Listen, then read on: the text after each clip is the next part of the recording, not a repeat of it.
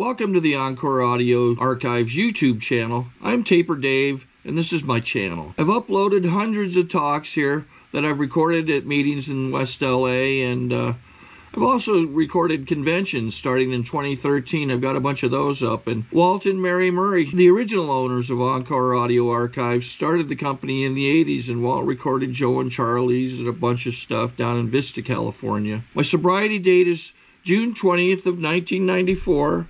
I hope you find something you like, so please like and subscribe to my channel and comment down below. If you want to hear something that I don't have or that you don't see, I'll see that I get it. Anyways, take care and have a great day if you want to. A warm welcome to our main speaker, Doris.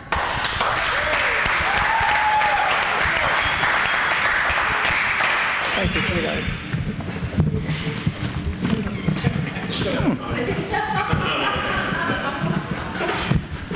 Hi, everybody. I am Doris Wells, and I am a very grateful alcoholic. I'm also a very proud alcoholic. I'm proud to be a member of Alcoholics Anonymous. I didn't hear that. Probably just as well. I want to say thank you for the honor and the privilege of coming over here to share my experience, strength, and hope. It is an honor. It is a great privilege. To the birthdays, a very, very special, happy birthday. Wish you God's blessings, that you may double them and triple them, and because each year seems to get just a little bit better. Seems to get just a little bit more unreal, and let me explain that in that when I do blow out my last batch of candles, I thought, I can't believe this. I came here to stay a couple of weeks. What happened? Anyway, thank you very much. I have butterflies tonight, and let me tell you that that's a good sign. When I was brand new, and I'm talking about brand new, a few weeks in the program, and knew that I was going to be a wonderful, wonderful part of this program someday, I said to one of the speakers who came from over in this area, it was a fantastic black man who came from somewhere in Long Beach. I don't remember anymore. I can't remember his name anymore. Forgive me. And I said to him, I'll be so glad when, like you, I can get behind that podium and carry a wonderful message and not be the least bit nervous. And he said, Doris, I want to tell you something. He said, number one, you can't see behind that podium. And he said, my knees knock every time I get back there, and if possible, they'd be black and blue. He said, the day that I get behind that podium and I'm not nervous is the day that subconsciously I think I know it all, and it's time for me to sit down, shut up, and listen. And I never forgot it. And so when I have butterflies, I say, well, thank goodness that the thing that I believe so sincerely is really true. God's in charge. He's writing the script, and all I'm doing is reading it to you. Just reading it. I was an only child born on an Indian reservation in North Dakota, which has nothing to do with anything, except the fact that's where my father was working. He was a bank examiner all through the Middle West, and so we traveled and changed towns about every year, and about the time you make friends, as I got older, about the time you make friends, it's time to say goodbye, and you move on to another town. Finally ended up in a little town in Minnesota, just outside of Minneapolis. Stayed there for 4 whole years, for crying out loud. That was a miracle. I belonged to a family that was in church every time the doors were open, and consequently I was too, because I also came from that era. I'm 81 years old. When you did as Mother and Father said, and the thought of saying no or the thought of not liking the idea never, ever occurred. I didn't know but what their rules were just fine by me.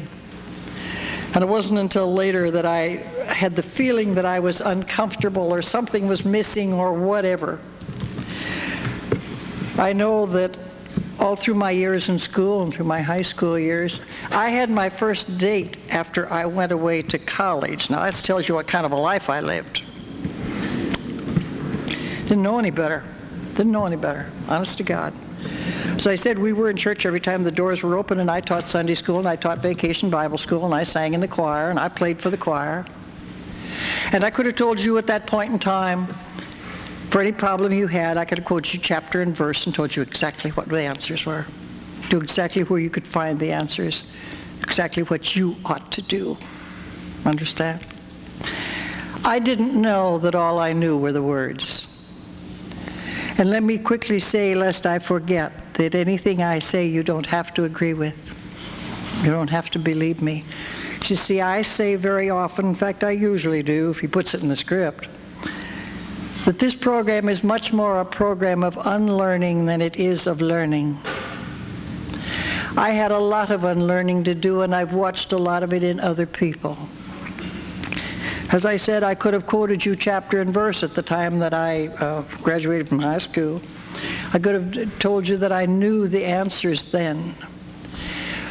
But if anybody managed to tell me I didn't hear them, that what is up here has to move down to here for it to mean anything. And I didn't really find that out until I came to the most wonderful fellowship in the whole world, and that's Alcoholics Anonymous. For me. For me. You see, when I talk about the unlearning, there was a God. Oh, sure, there was. But what I thought I heard, I'm sure, was something that I translated in my head. I don't believe that the men who stood on those pulpits when I was in church every time the doors were open said the things I thought I heard. I don't believe that they stood up there and told me, that's a sin you'll never be forgiven for. If you think you're as good as dead. If you think you're all over. That's done. It's finished. Those sins you'll never, ever be forgiven for. And so be a goody-goody two-shoes, because you're never going to be forgiven for it anyway. By the time I got to Alcoholics Anonymous, I was sure that God didn't have any time for the likes of me, certainly not for my kind of a woman. And I hadn't had to, through my drinking career, be so much that kind of woman as many poor women have had to be before they got here. I was fortunate, but I'll tell you about it. Very fortunate. And so I had to unlearn all these things. Had to unlearn the fact that I was dead in the water anyway. What difference did it make? Do as you please, you know. After I graduated from high school, I went on to St. Paul to college, and when I first started speaking in Alcoholics Anonymous, or when I first started sharing, I left the sentence right there. I wanted you to hear it at that point. I didn't want you to hear any more. I didn't want you to know that I was just not equipped for society, believe me. I used to wonder why, as a girl in high school and what have you, I wasn't a popular girl. True, it was a small town. Frank and I were talking, I don't know how it got into the conversation on the way over here tonight about graduating, and I said something about, I graduated from a class of 18. I wasn't the valedictorian, but I was a salutatorian or some darn thing. I had what was up here. But here again, I had a good memory, and so all the words were there. So anyhow, this was a class of 18 who graduated from high school in Lakeville. And as I say, I went on to college, but I wasn't equipped for society. I really wasn't. And I used to wonder why I was not popular. I knew I wasn't any Betty Grable or anything, Elizabeth Taylor, whatever, but I wasn't the homeliest girl in the town. And what was wrong with me? I didn't turn down a lot of dates. I didn't have any offers. I don't know how I survived, basically, being as dumb as I was, I guess. When I first came to Alcoholics Anonymous, I got to be friends with a lady who really was never my sponsor, but she was a very dear friend of mine. Her name was Dottie Shore. And one of the first things I think I asked Dottie was, I don't understand why I was so unpopular when I was in school. She said, Doris, I was raised in a small town. She said, I want to tell you something. The most important man in that town is not the mayor, it's not the chief of police, it's the man who controls the money. and your father ran the bank.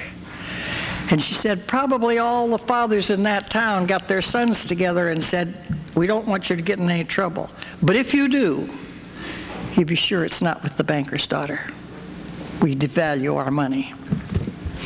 Answered a question. If she was wrong, it didn't make any difference. It answered a question I'd been asking for 40 years. Well, I was 40. I hadn't asked the question in earlier years, but I'd been asking it for a long time.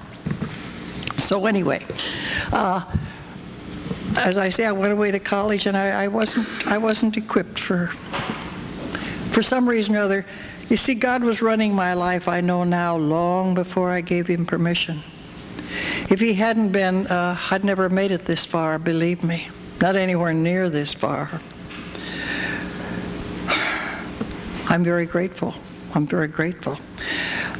For some reason or other, I was only in college a very short period of time, and I got ill, and they couldn't seem to figure out what was the matter with me, and they suggested that maybe I should go home and rest for the rest of the year and come back the next year.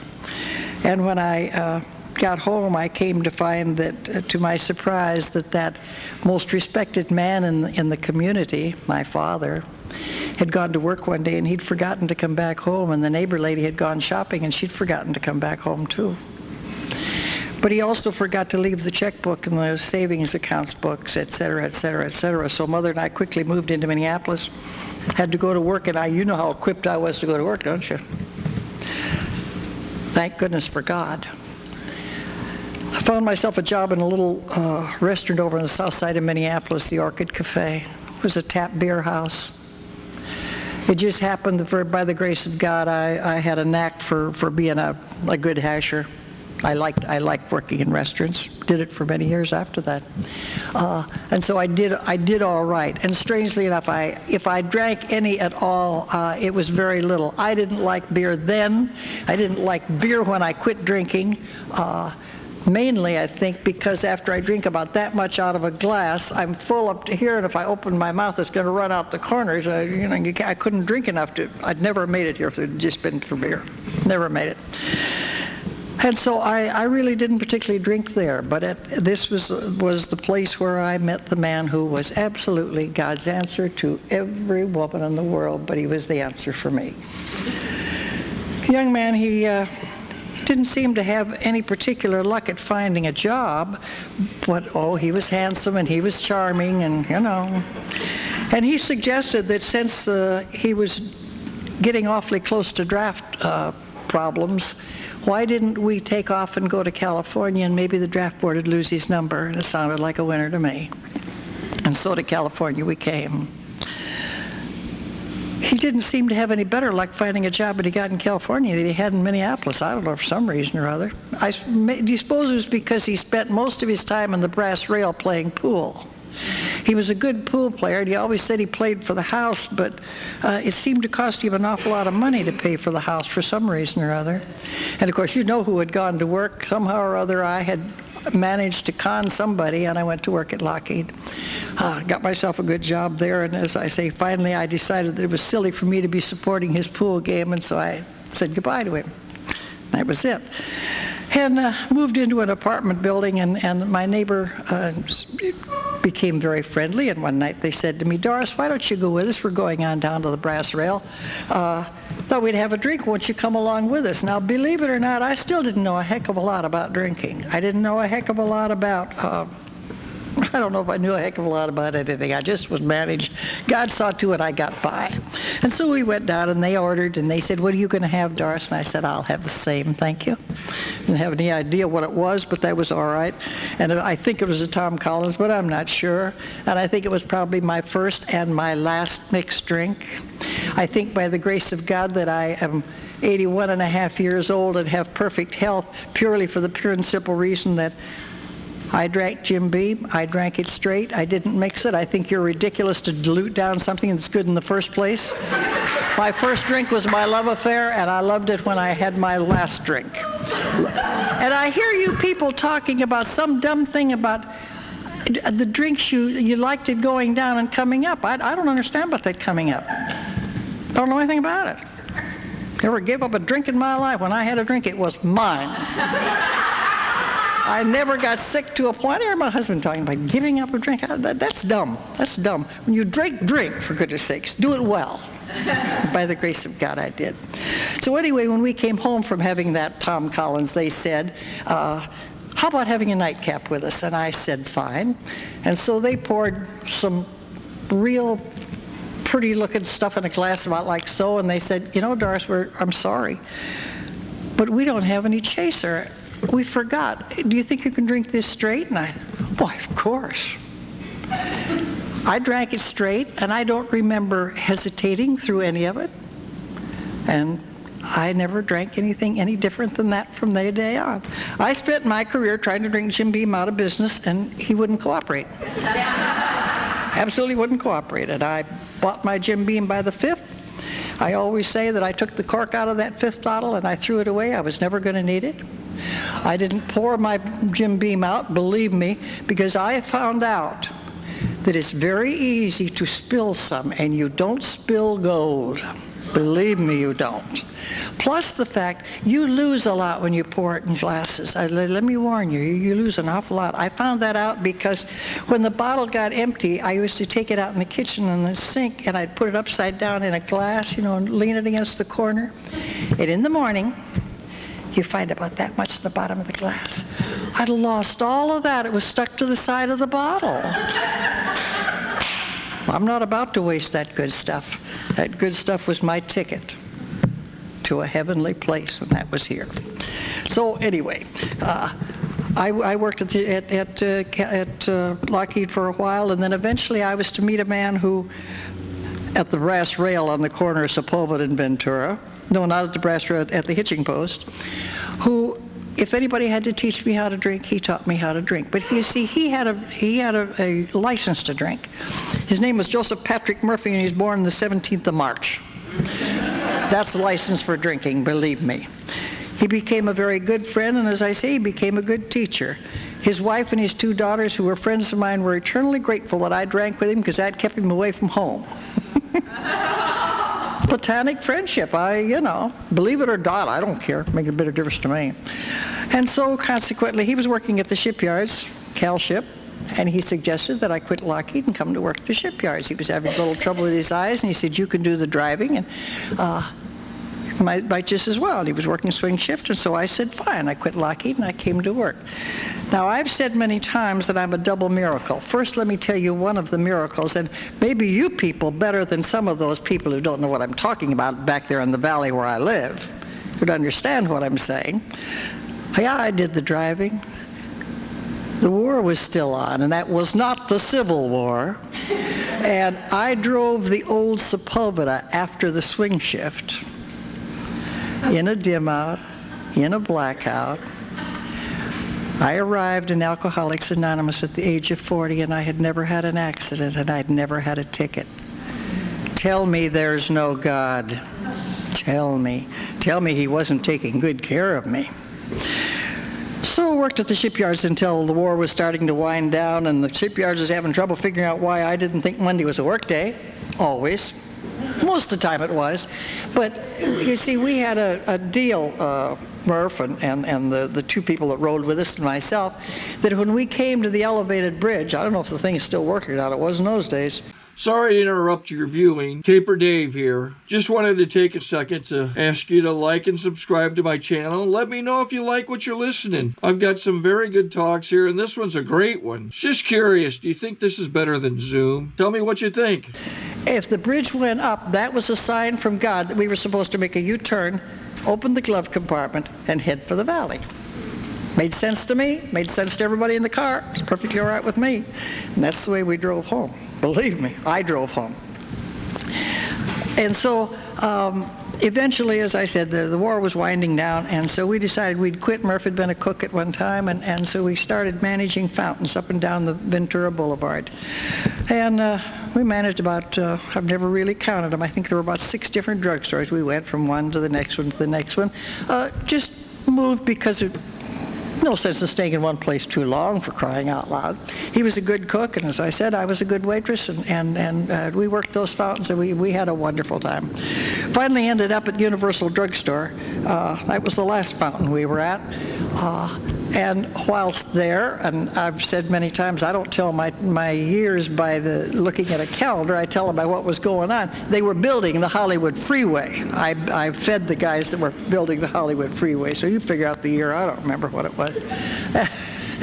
And whilst there, Murph died. They said it was a heart attack, but you and I know that he had a little help because he was still drinking the same way as he had always drank.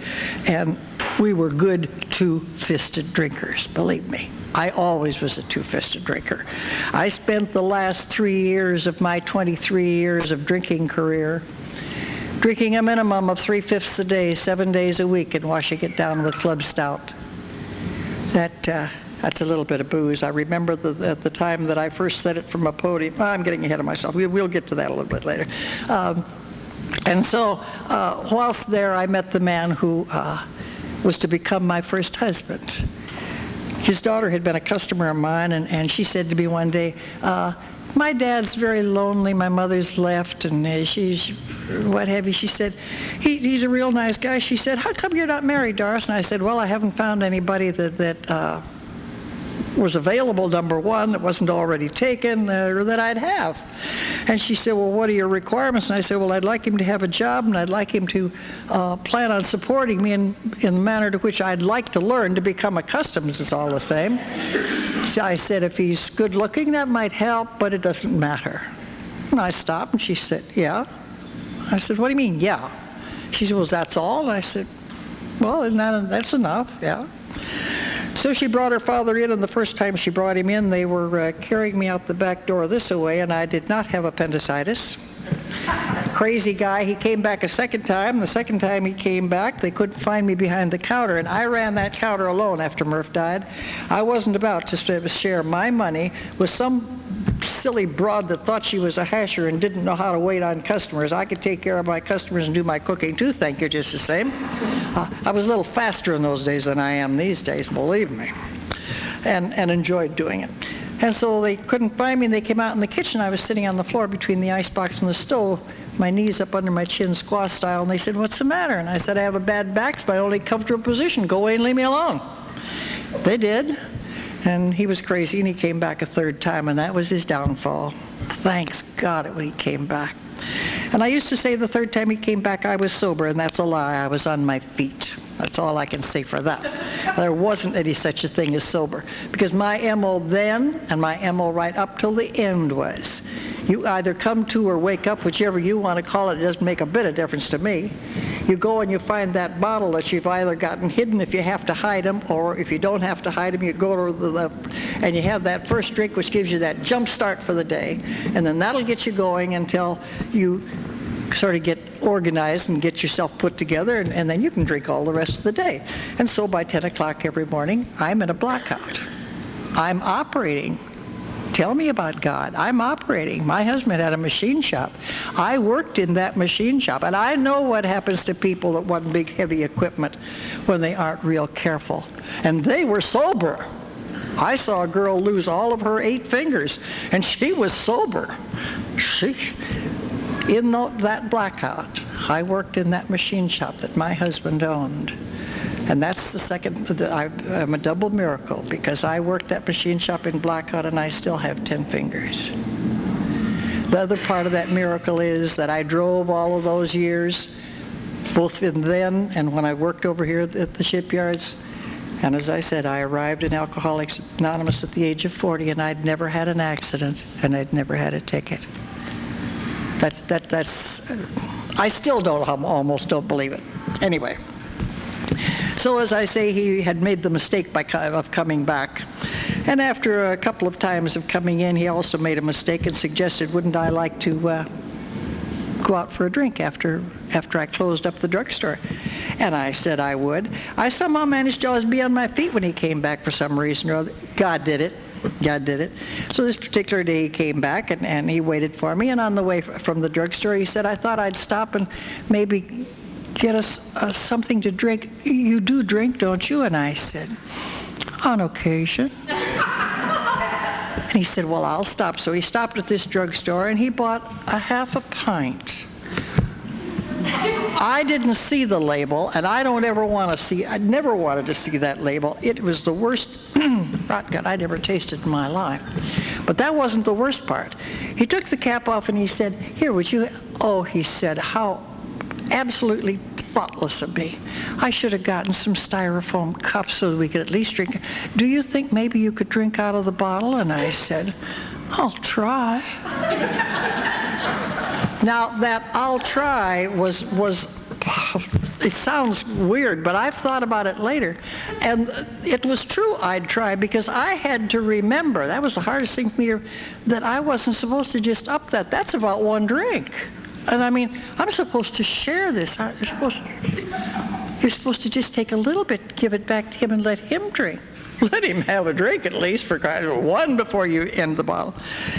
Well, that's the way it started, and very shortly after that, he suggested that I was working too hard and wouldn't I like to go home with him, and it sounded like a winner to me. He was a machine operator, a machinist, and some reason or other I thought all machinists were rich. I found out I was wrong, but then neither here nor there. We were to finally be married in 1949. We were to have 33 wonderful years of marriage. Wonderful years. I worked in that machine shop, as I told you, and then this was the miracle. He finally said to me one day, "You know, I think the reason that you're drinking as much," because I didn't stop drinking. He didn't drink. He didn't drink for the pure and simple reason he loved his trade so dearly, and he knew that booze and machinists didn't match. They just didn't work together. I didn't know that. And so he finally said to me one day, "You know, I think the reason you're drinking so much is because we're living in the same house that my ex-wife and I lived in, and I'm sure that upsets you." Darn good idea. I hadn't thought of it. Would have been a much better idea if I'd have thought of it, but that's all right. So he bought me a beautiful new home. Beautiful new home. You know that didn't do the trick. He also said, "We're not going to move anything. You're going to go to the store. You could buy," by this time he had quit the job he was on and had started his own shop. He said, "You're going to go to the store. You're going to buy furniture one room at a time, have them delivered, have them set it up. I don't want you to have anything that you don't want." I didn't do the trick. Eventually he said to me, "You know, I think the problem is that you're working too hard. You're running the office, and you're working in the shop, and you're driving, delivering parts, picking up materials." He said, "I think you don't get enough exercise." So he built me a king-size swimming pool in the backyard. He didn't know I couldn't swim. Who'd had time to learn to swim, for God's sakes? But they tell me that the customers, we did our customer entertaining and on our patio, and they tell me that we had customers that had a ball teaching Mrs. Coates how to swim. I don't remember it, but they taught me somehow or other. And as you know, that didn't do the trick. I had a brand new car every year. All of the Cinderella dreams that I'd had and that most women have. Eventually one day he was to say to me, "You know, Doris, you've had your last drunk as my wife." He said, "I'm sorry, but you're making an old man of me. I know I'm 15 years older than you are."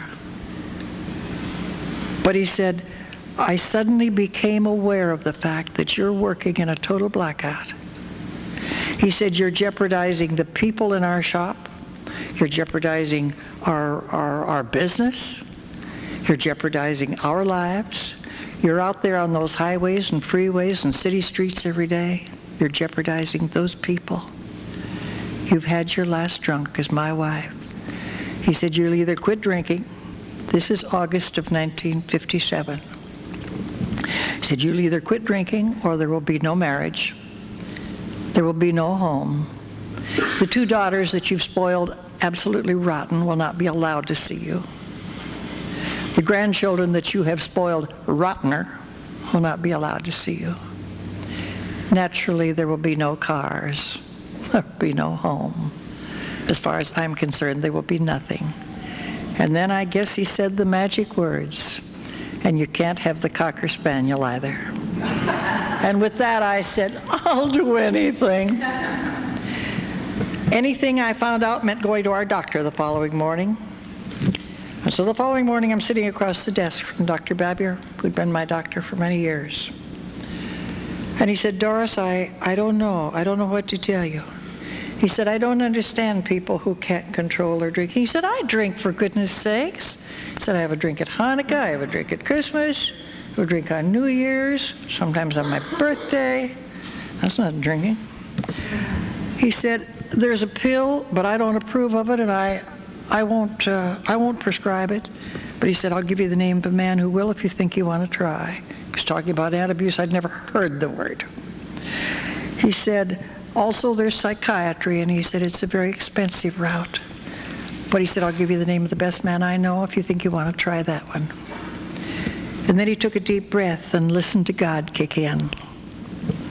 He said, you know, Doris, I just remembered. I've heard about something brand new. I think they call it Alcoholics Anonymous. I don't know anything about it. He said, all I've heard is that it's free, and all they ask is that you be willing to help somebody else when you get well. Now, he said, I don't like to recommend anything I don't know anything about. Would you do me a favor?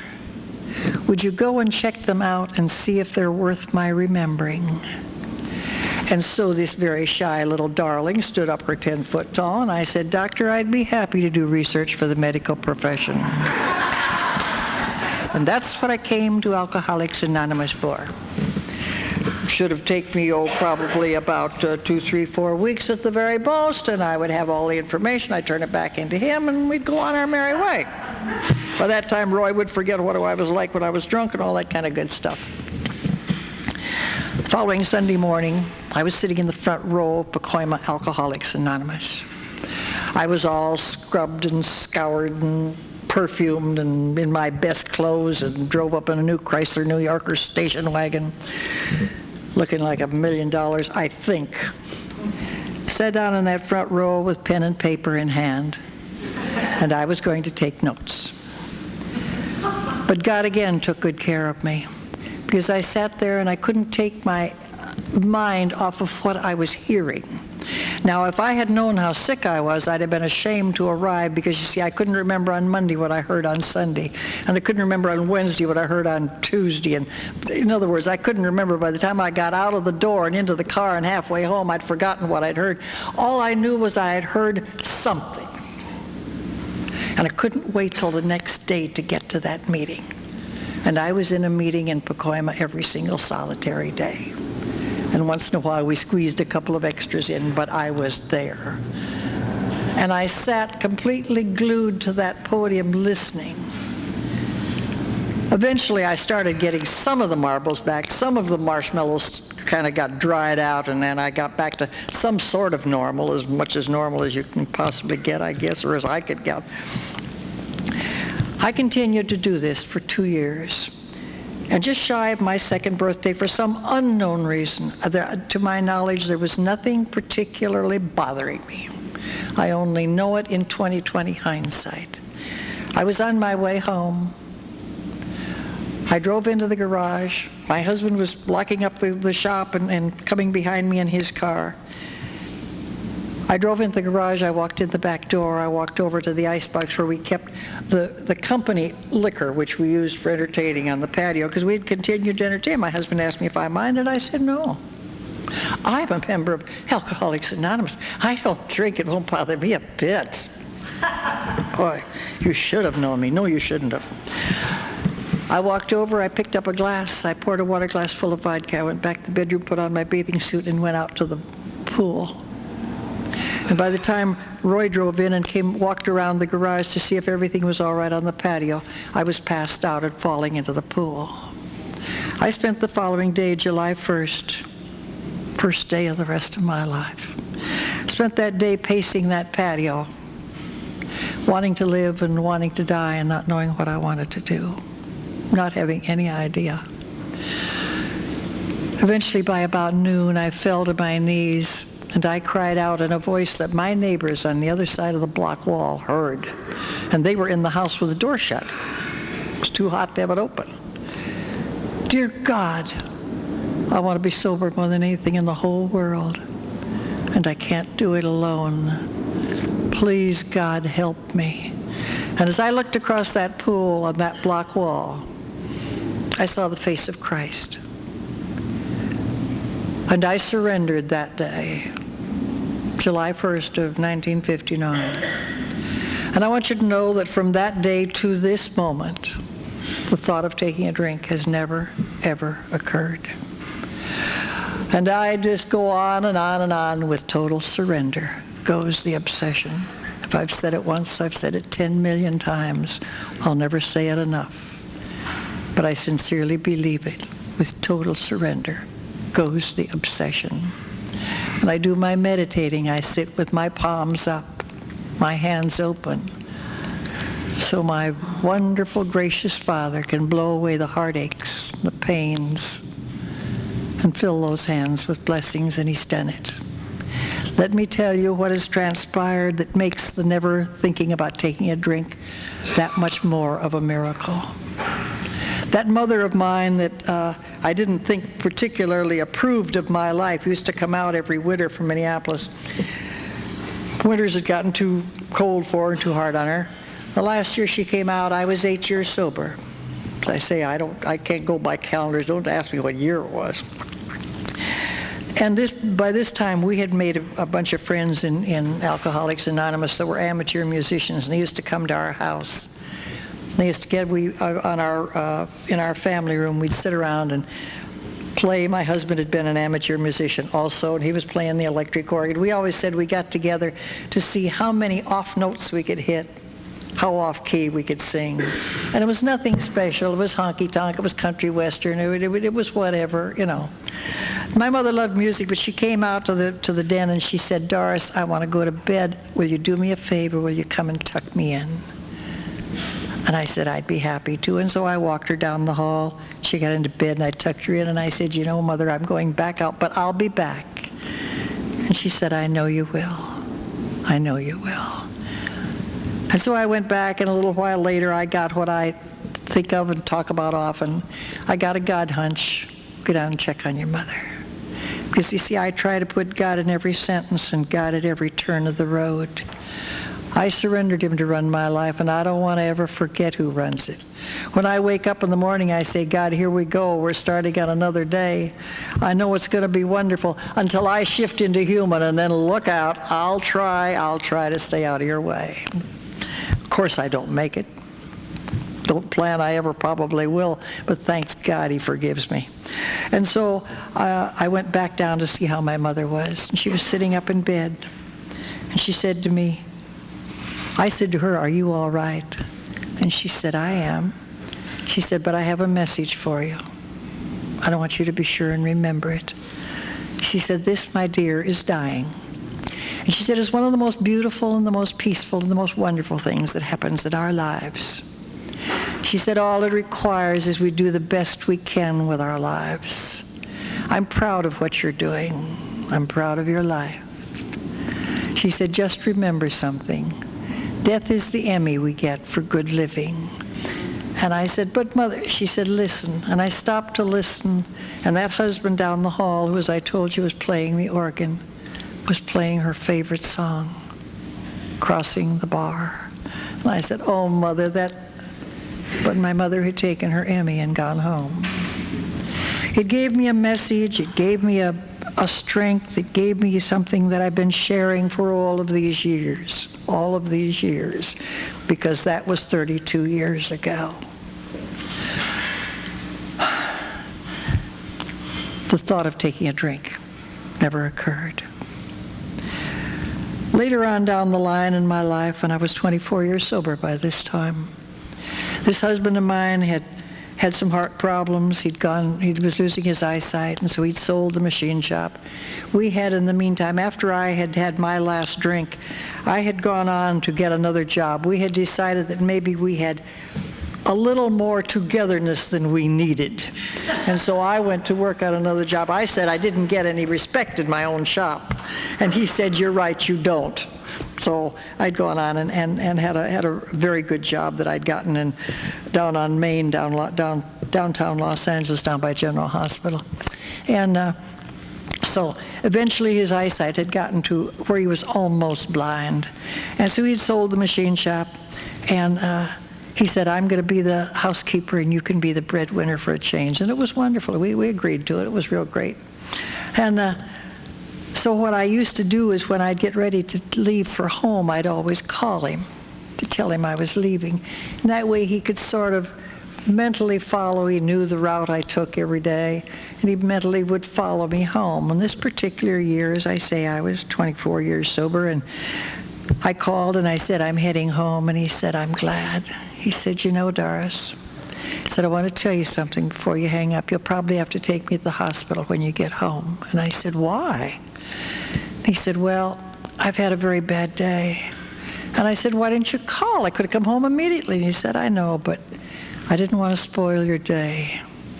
He said, I want to tell you before you hang up.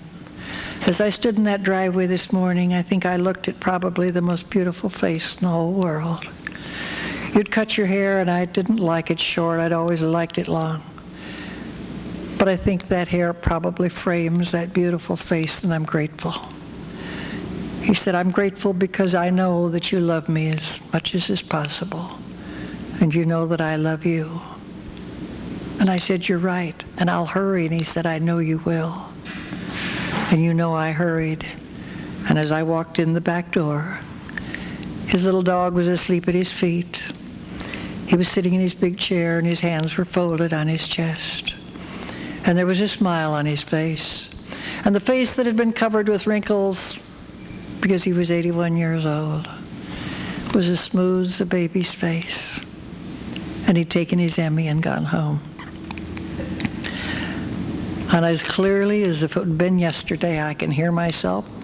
I stood there and I said, Dear God, have I been meaning the words that I've been sharing, or was I just parroting a lot of words? Words that were here and not here. And I knew because I heard a voice tell me, you meant the words. And the thought of taking a drink never, ever occurred. That's the miracle. That's the miracle. I never thought about it. Difficult days? Sure. There have been wonderful things to celebrate in my life, many wonderful things, but the thought of taking a drink never occurred. These were two of the heartaches I walked through, and the thought of taking a drink never occurred. A couple of years later, I remarried. And 5 years from then, I was able to stand beside the bed of my second husband, who was in excruciating pain from cancer. And I said, Bill, why don't you take your Emmy and go home? I'd love to have you here, but not in the pain you're in. And he smiled and said, thank you for releasing me. And he took his Emmy and went home. And the thought of taking a drink never occurred. And life has gone on, and wonderful things have happened. A gentleman who sits in the front row walked into Pacoima. It was his biggest mistake.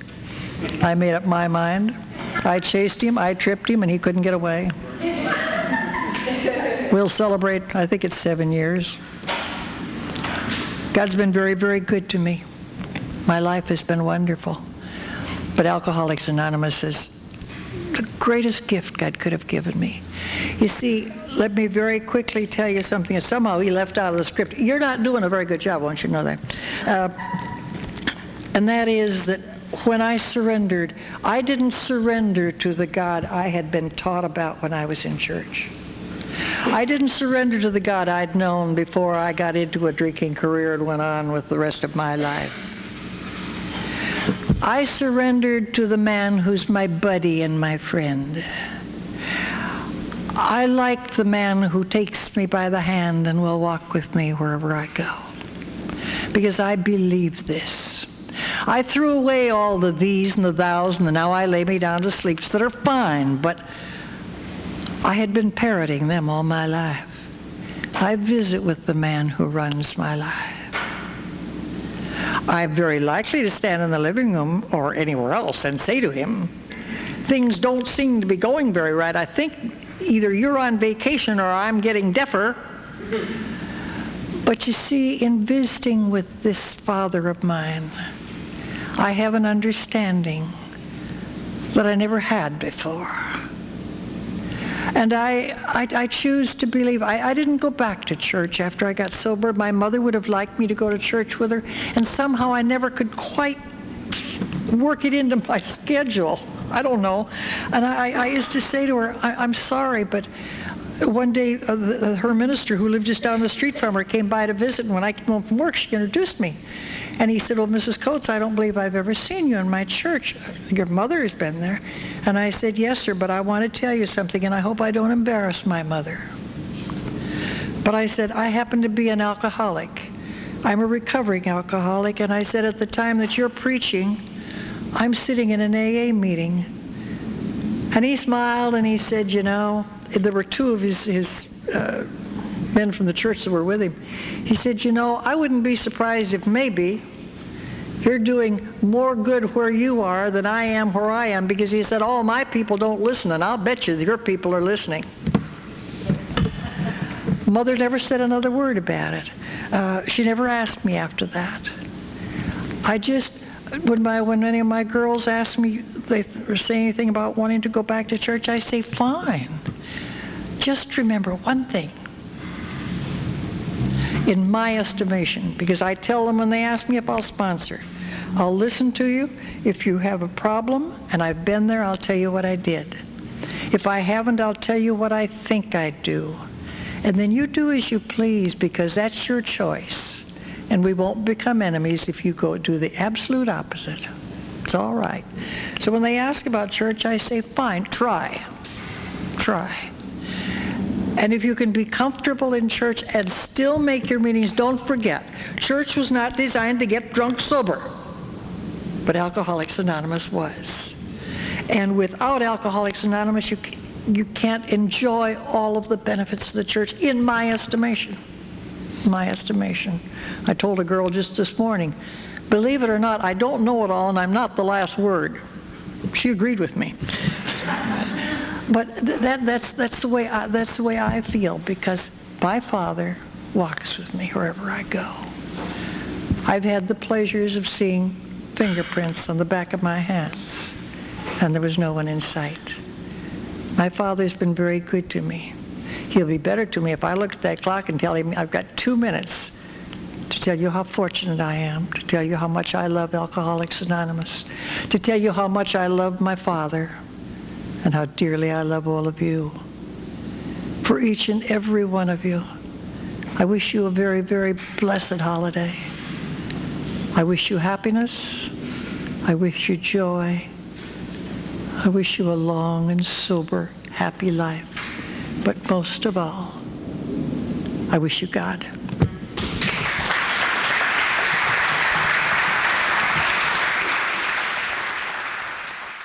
I think we got a great talk going on here. Thanks for watching the channel. Taper Dave here.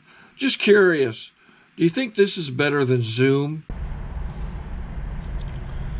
Okay, this is how I prepare my drone for launching. I like to do it inside the cab of my truck so I'm not standing outside in the weather. To install the joysticks for control, up and down, right and left, powered on. I have an Android phone that I use to connect it to the drone with. And it's actually controlled through the iPhone, through an app. Oops, wrong way. It's actually controlled through the iPhone, or through this Android phone, through the app. It's actually controlled through the Android phone, through an app, and you connect it through this short connection right here.